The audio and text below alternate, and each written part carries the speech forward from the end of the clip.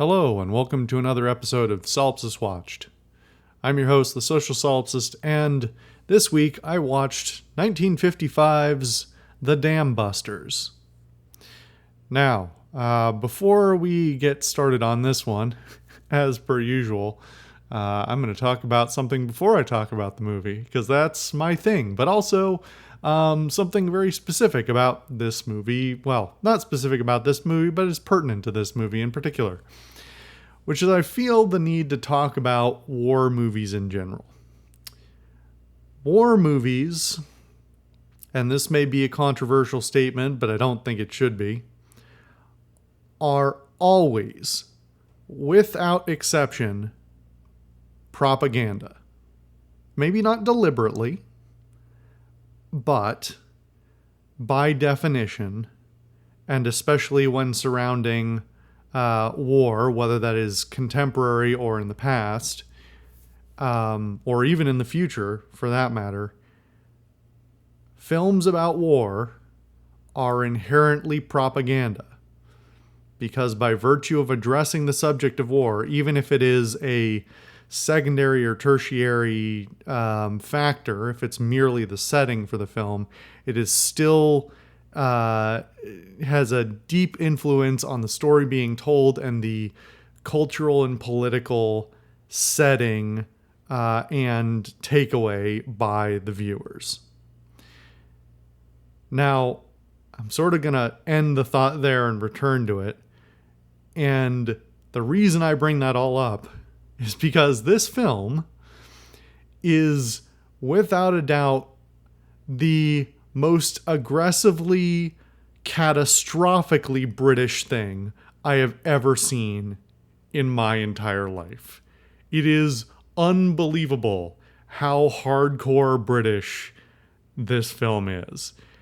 And while it is not overt propaganda, boy, does it not shy away from very aggressively teasing you with propaganda. Like I said, this film was released in 1955. It was released almost 10 years to the day to VE Day, Victory in Europe, which was, I think it was 10 years and 8 days, if I did my math correctly. And at the time it released, admittedly, I was not there. I don't know. But 10 years after World War, the end, so-called end of war in Europe from World War II, Europe and Britain were still, in many ways, repairing the scars of that war. And so the sociopolitical and cultural context in which this film was made and subsequently released is important to understanding what the film is. And boy, this film has a reputation for being one of the greatest British films of all time. It's on many top lists. It is a cultural touchstone in Britain in many ways in cinema. And yet I don't really understand why. I'm not going to say the film is bad. But it is strange. And it is boring. In a great many ways. Now, admittedly, post-war Britain cinema is, even without the war, both in the literal sense and in the, cinematic sense, the films of Britain versus America are drastically different. Stylistically, artistically, all these other things. However, Britain was making other films at that time, and they aren't all like this. I'm not going to delve into details there, but there's plenty here that can't just be chalked up to it was a different time and place. This film does not stoop to the point of rewriting history. In fact, by all accounts, it's reasonably historically accurate and takes fairly limited liberties. But really, its sin is more in omission than anything else. So you'll have to excuse a minor historical tangent for a moment. What is baffling in this film, above all else to me, is all of the things it omits in terms of the context of this particular operation and the operations of the RAF in general and the British armed forces in general, as well as in conjunction with other allied forces and against the Axis powers. At that point, basically limited to Germany. I guess, I mean, they had conscripted other folks, but as far as the Western Front, anyway, we don't need to get into the niceties. British, how do I unpack 50 years of war in a minute? The British military doctrine in this era, as with many other countries, was much a legacy of the First World War. Most of the people in power were in power because they had been involved in the First World War. And they had a lot of assumptions, whether it was political, strategic, tactical, whatever, both for and against things that they learned fighting the First World War. Churchill in particular is a fascinating character because in this day and age, he's largely looked upon as a benevolent character and an icon of British resilience and the British, charge toward the slow charge towards victory.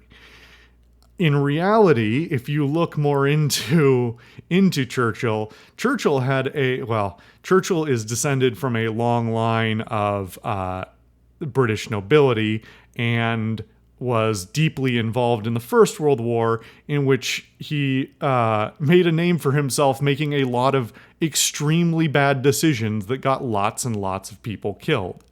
But because the British history, at that point, it was still the British Empire. It had been for hundreds of years.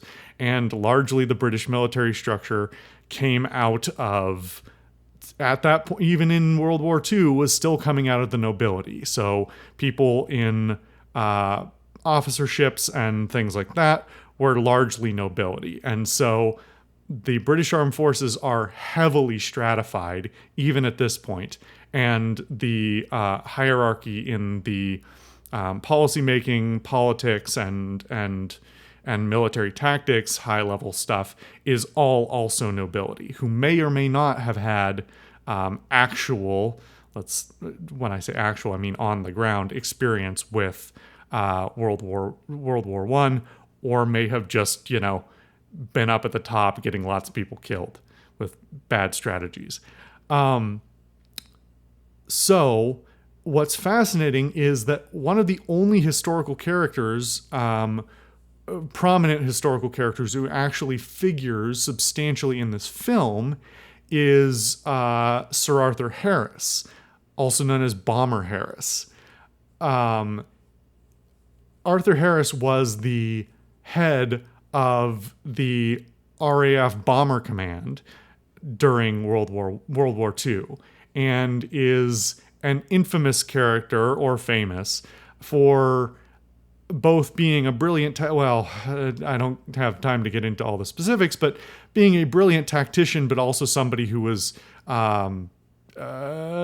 cavalier in his attitude towards the idea of total war, and being willing to commit substantial civilian casualties under the auspices of,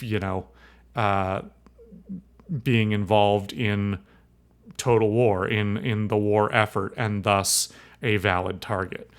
I don't have time to get into all of that. He figures very briefly in the film as an acted character, and I talk about all this because this scene in particular really told me what I was getting into for the remainder of the film. He's somewhere in the first third, I want to say, of the film, and represents somewhat of a turning point in terms of the whole operation. Obviously, with him being the head of Bomber Command, it was sort of going to have to go through him. However, his role in the film is limited to basically going into his office and asking him for approval and briefly showing him some tapes, and that's about where it ends. And even for Britain at the time, who I don't know what the public attitude was towards him at that point. I think in 55 he was still probably at least indirectly involved in the Air Force, in the RAF, and in Bomber Command. I don't know what his role was at that point, but presumably he was still, even for all his shortcomings, was probably still getting a lot of, had a positive representation for being having a substantial influence on the outcome of the war in Europe and the strikebacks against Germany in that era. So, when the limit of the film is for them to walk into his office, have a rather nonchalant, dry conversation for a matter of minutes, and then for him never to show up again, that really indicated to me everything else I needed to know about the film. And I was 100% right. To a point. So, to come back to what I originally said about this being truly catastrophically British, the first half of the film is the driest shit you've ever seen in your life. And far be it for me to tell the British how to make their films or how to behave culturally. But I don't think it can be argued that it makes for very good cinema. Now, there's something to be said for, especially in the sort of in that contemporary context of 55, that, still suffering the scars of the war, that the sort of this idea of the stiff upper lip of the British people, and the attitude of, let's just get on with it, is still very much culturally the norm. And so I can't say that this has no place. However, the film is almost completely lacking in melodrama. And in this case, I say that as a negative. Normally, in a lot of war films, especially Hollywood ones, and especially, the closer you get to modern times, the more melodrama there is. And I'm certainly not going to advocate for the kind of, either action hero shit or the, weird side stories about, going off to war without your best girl or whatever. I'm not going to advocate for any of that shit. But the whole first half of the film is dry as a bone. that it's not to say that there's no conflict. It's that any conflict, any whether it's just stumbling blocks in their process, or failures, or whatever, or unfortunate events, are all of them are treated with this incredibly British dryness of just, oh, well, that's terrible, I guess we'll just move on. And even if that was completely accurate to the reality of how those people behaved, it is boring. It is boring as shit. It does not make for good cinema at all. It is not compelling in any way. It's a bad story. And something I've heard quoted, but I've heard people say before that this film has great characters, and I don't see that. Everyone in this movie is basically the same. I'm being a little hyperbolic there, but like most of the characters are relatively indistinguishable from each other. They all have this incredible, RAF British dryness. They almost don't react at all to anything that happens. They never explore anyone's interpersonal stuff, whether it's family or relationships or whatever. The only exception is something else I have to complain about, which is the dog. Now, if you've seen this film, you already know what I'm talking about. If you haven't, allow me to explain. One of the main characters has a dog. I cannot say that dog's name. It is I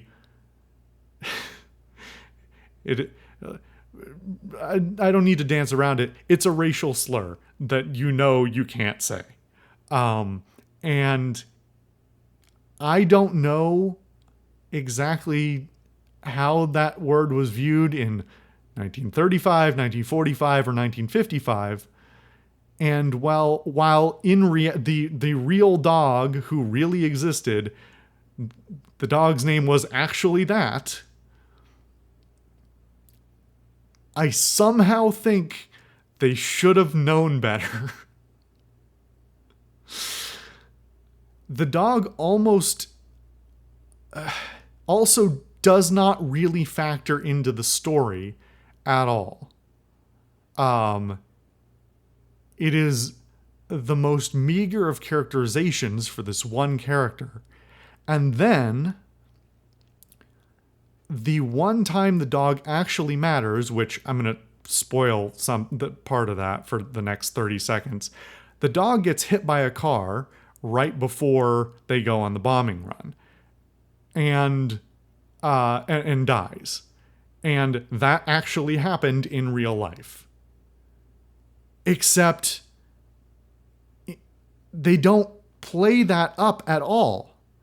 The character just sort of looks slightly sad, and then asks someone to bury it, and then they just move on. It never comes back. It's just sort of, oh no, this happened. Bummer. I guess we'll just move right along. And it's terrible. It's a completely, not only, it's just useless. It doesn't need to be in the film for a variety of reasons, not the least of which is the one and only reason for it to exist is completely squandered. So then we get to the latter part of the film, which is, hopefully this isn't spoilers because it's abundantly clear, which is the actual bombing run. Which is also boring as shit, but in a different way. They go on this mission, and as with many wartime bombing runs, unsurprisingly, not everyone comes back. But again, when they see some of the planes go down, the reactions are almost nothing. I'm not saying they all have to cry out in anguish and then scream about how they're going to kill the Nazis. But damn, you could have given it something. It's completely baffling, the utter squandering of any opportunity for emotional engagement. There is none. None whatsoever. And I find it completely baffling. Meanwhile, the film is over 2 hours long for what amounts to the incredibly simplistic story of a guy has an idea, he designs a bomb, they get some planes and guys, and then they fly the bombs and at the dams. Like, that's the whole thing. There's nothing else in this film. There's no side stories, there's no other characters, there's nothing. It's bereft of content, and it goes on for over 2 hours. And so I guess I should talk about the actual, like, visual content. The first half of the film is almost completely without it's almost just, there's very little cinematography going on. It's mostly, fixed shots, people, mostly, long shots, pulled out shots, some camera movement, but not much. The only exception is when they are first testing the bomb. And I didn't realize, I had to find out after the fact, because I was very confused by this. When they're testing the bomb, it looks bad. It turns out the reason it looks bad is because the RAF themselves agreed to work with the filmmakers for this film. And at the time, the bomb, they are actually testing a bomb in some of that footage. Or maybe not testing it, but throwing dummies or something. The reason it looks bad is because the RAF insisted that the bomb be blacked out with a black dot.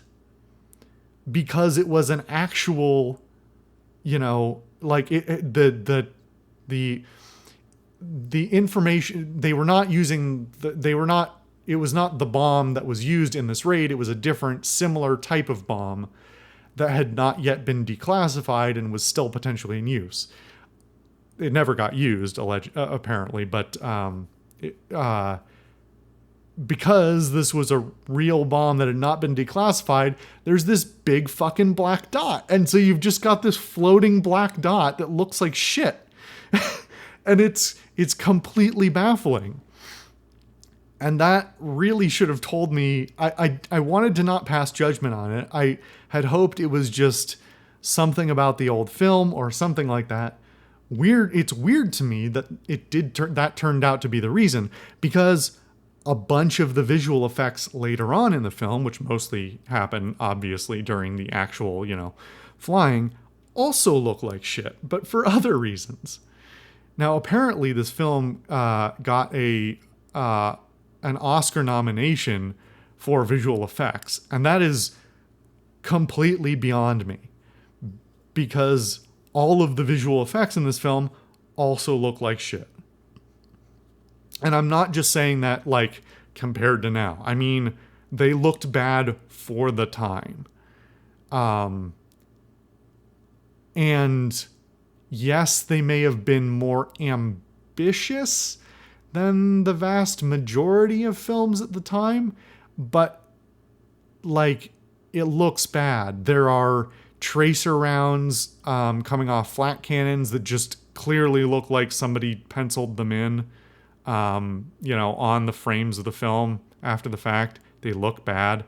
There are, when they actually drop the bombs and the bombs explode and there's these big splashes of water, for some reason they have, I don't know, it's technically probably not, well, it might be rotoscoping. I'm just going to say that for the sake of ease. They rotoscope into the splash shape a water texture, but it doesn't look like a splash at all. It looks like somebody cut a hole in the film and then like green screened in a water. It looks like shit. It looks horrible. And then there's some very good model work that was done with, small scale sets and things like that. There's also some really bad model work, like when it depends on the shot. There's at least one or two shots where like one of the planes is taking flak fire and you can see it wobbling around. It's clearly a model on some strings, and it's wobbling like a model on some strings. It's real bad. I'm not going to say none of this was worth doing, but it's just some of these things are kind of baffling. And the idea that it would have been lauded for this is very confusing to me.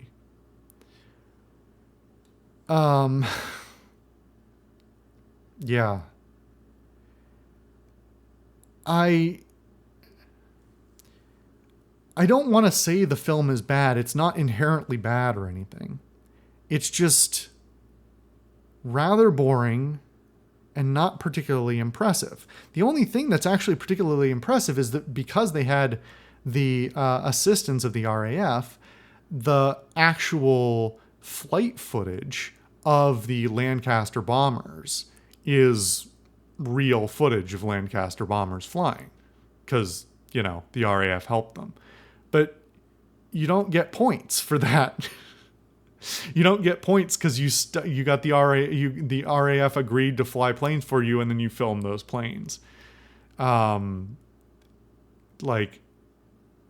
Sure, I guess that was probably a unique film experience to see that, but you don't get points. It's not cinematography. It's just you just got somebody to, you just filmed a thing in real life. It's not impressive. It's just not. So yeah, pretty bizarre. Part of the reason I originally watched this film is because, it's been, it has this reputation for being one of the best British films of all time.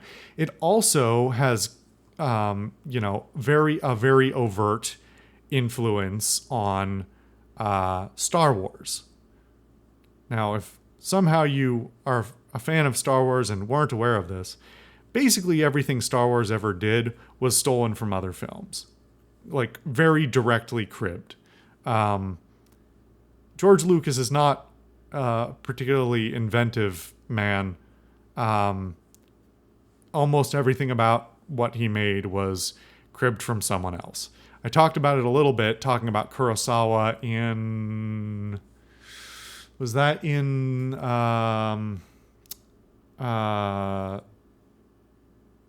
what was it called? The Western film. The Magnificent Seven, I think, is when I talked about Kurosawa the first time, probably.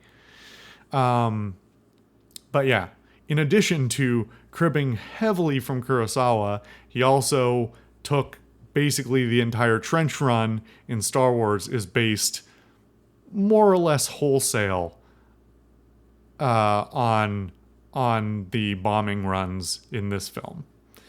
So you get no points May God have mercy on your soul.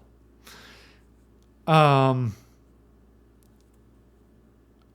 just don't understand the appeal of this film, and I recognize that may be a controversial or even offensive take. If you've seen this film and you think it's cinematically great or even not cinematically great, but still important for one reason or another, I'd love to hear. I'm just very, very confused. And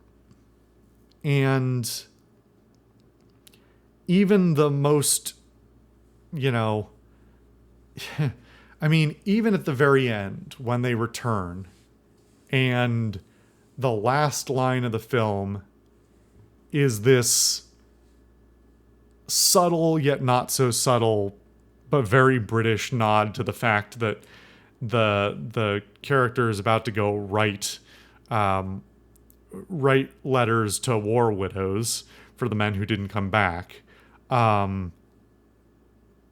Boy, is it not played with any weight.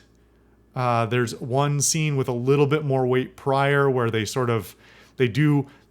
possibly the only payoff in the entire film, where prior to the operation, there's a character shown winding a clock, and then they return to that room and show it empty, but with all of his stuff still there, and the clock is still ticking, which almost has an emotional component to it, but it's like, it's so devoid of anything else that it's also very limp. Anyway, it just seems like, whether it's due to British cultural attitudes or otherwise, it's just not very compelling to me. I don't think it holds up well. I think it's still potentially worth watching if you're just curious about the cinematic space in which it exists, or if you're, a war movie aficionado or something like that. But it's pretty dry and boring. That's really my final takeaway from it. So anyway, if you watched this film before or you watched it for this, let me know what you thought in the comments. I think I've got plans for something a bit different the next time. We'll see. Thank you guys for watching another episode of the Solipsist Watched. What was the name of this fucking show? I don't know. Solipsist Watched. I've been your host, the Social Solipsist, and I will see you guys next time.